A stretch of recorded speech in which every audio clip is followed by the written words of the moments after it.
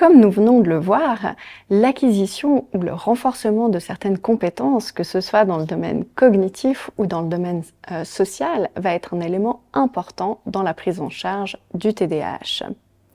Mais avant de commencer à parler de comment exactement et quelles sont les techniques d'intervention que nous pouvons développer pour chacune de ces compétences, l'acquisition de chacune de ces compétences, nous allons voir ensemble certains grands principes qui vont permettre de guider à la fois l'apprentissage de ces nouvelles compétences, mais également la généralisation de ces compétences dans différents contextes de la vie quotidienne. Commençons tout d'abord par les compétences ou les stratégies qui sont nécessaires pour l'apprentissage ou le renforcement d'une compétence.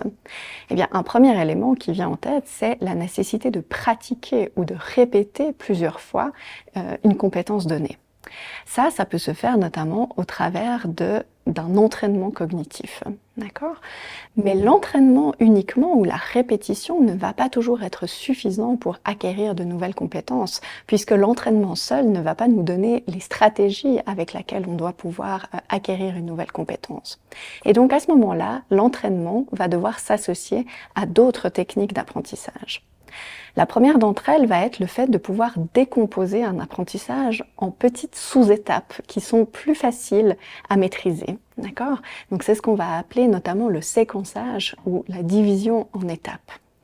On va également pouvoir utiliser par exemple des techniques de modelage, c'est-à-dire qu'une personne va pouvoir montrer le comportement qui est attendu ou la compétence attendue et la personne va pouvoir la reproduire selon ce modèle.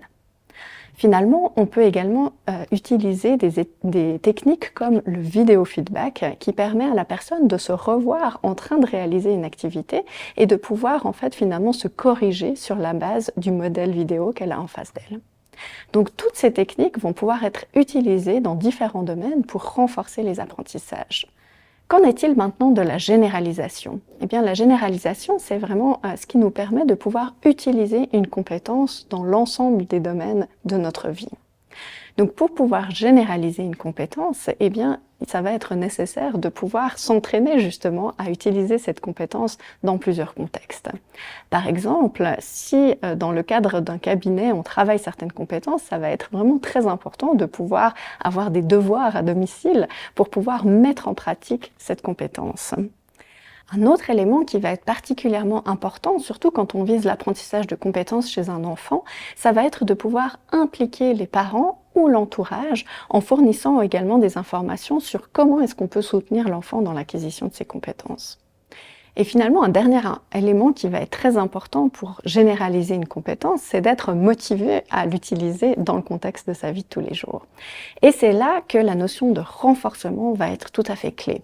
En effet, si on renforce de manière positive un comportement au moment où il apparaît, par exemple par le biais d'une félicitation ou d'un encouragement, eh bien ceci va réaugmenter la probabilité que cette compétence soit utilisée dans le contexte de la vie de tous les jours.